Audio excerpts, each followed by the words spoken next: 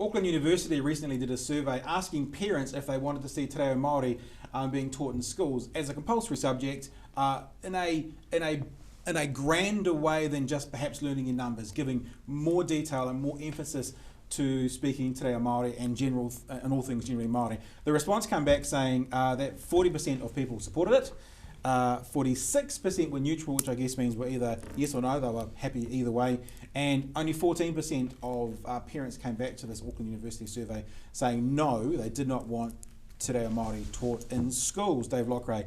The Māori Language Commissioner Chief Executive is Ngahiwi Apanui.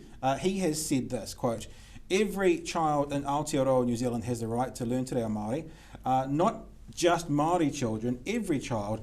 I think the conditions are becoming right now for all schools to start asking for Māori as a subject in their classrooms."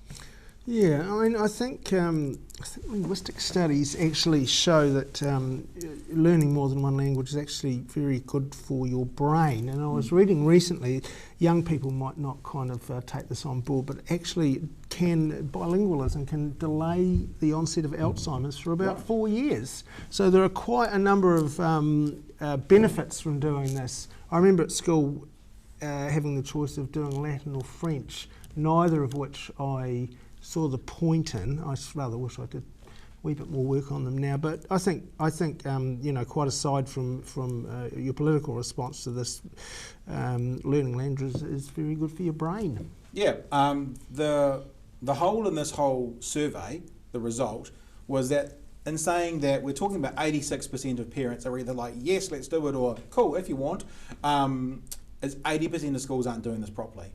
So we've got the parents saying yes, we've also got NZEI and PPTA supporting this idea, the parents supporting it, except the schools aren't quite there yet, and given with the ability to actually do it, lacking in Māori teachers, etc., etc. But I like what you've said about bilingualism, because all too often we hear people complaining about things like Māori in classrooms because it's not relevant to, you know, life in 2016. Well, neither's playing the piano. You know, like people do things sometimes because they do things. And when you learn a second language, the other thing about what you've said, Dave, is that actually to learn a third and fourth become exponentially easier. So if you know two, to move on into other areas is a lot easier as well. And I always have said that learning Māori is actually a commercial language, is a language that does make sense in New Zealand. It has a commercial value. Someone like yourself who's a journalist, someone like me who's a broadcaster, has been a broadcaster, if we spoke Māori, it would be a huge asset in our role and roles that we've played without question.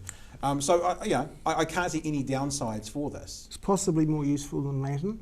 Possibly, unless you're talking about the origins of words. Yeah. But yes, in New Zealand, perhaps. I had a friend actually who, like me, didn't bother learning French even though we were meant to. Right. I didn't bother going to school cert, and I got detentions, all sorts of things. I was really against it. But anyway, he ended up going to France and sitting around a fire with a bunch of French people in a grape picking sort of area and going, wish I'd learnt French. Yeah. So there's a lesson. There is a lesson. And imagine they're saying, bringing it back to New Zealand now, when you go to a marae, when you see a cultural event that should be culturally appropriate to all New Zealanders, no matter what your ethnicity, if you had that Māori speaking background, you could be doing this. I think, oh, should have learned Māori. I do that sometimes today.